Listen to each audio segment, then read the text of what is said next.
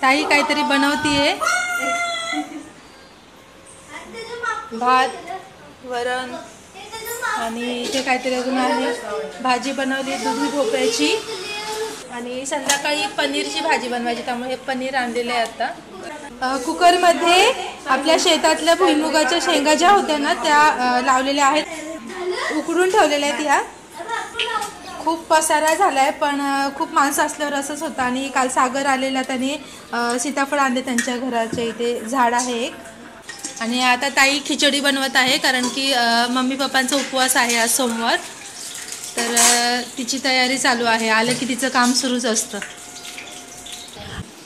आत्ताच मी लादी पुसून सगळं घर क्लीन केलं होतं, पण तरी पण तुम्ही बघा कसा पसारा केला आहे त्यांनी. परत सगळीकडे गाड्या, काय काय बॅग, सगळीकडे सगळा पसारा आहे.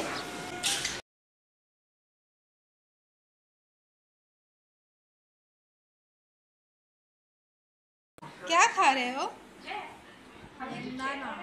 चुप चुप के.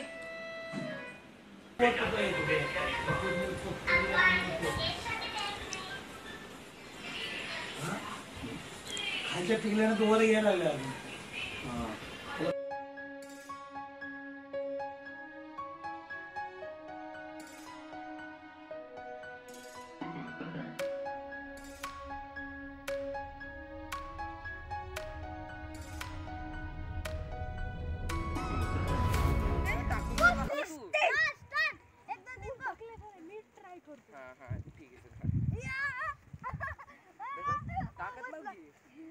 ये तर तू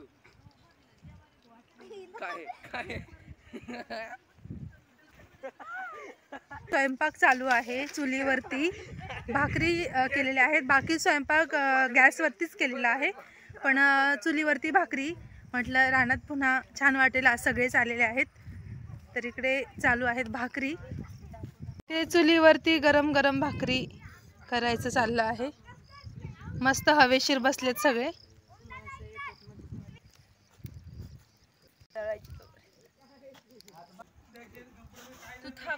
माझ्या मागे इथे गरम गरम भाकरी करायचं सुरू आहे. आणि इथे पहा पंगत बसलेली आहे पाहुण्यांची. काय बनवले जेवायला पाहुणे? मटकीची भाजी आहे, मटकी, ज्वारीची भाकरी आहे, कांदा आहे, लाडू आहे खास. हो का? भीम का लड्डू. भीम का लड्डू. जेवण होतं गावाला. हा, अंधार पडायच्या आधी जेवून घ्यायचं. रानात अशी मस्त पिकनिक सुरू आहे. ताई सर्व करते सगळ्यांना. गावावरून, तुमच्या गावावरून आणली का? हे बघा फ्रेश फ्रेश लिंबू. तर आता सगळेच बसतात जेवायला. महिला मंडळ आपण कधी बसायचंय? त्यांचं झाल्यानंतर.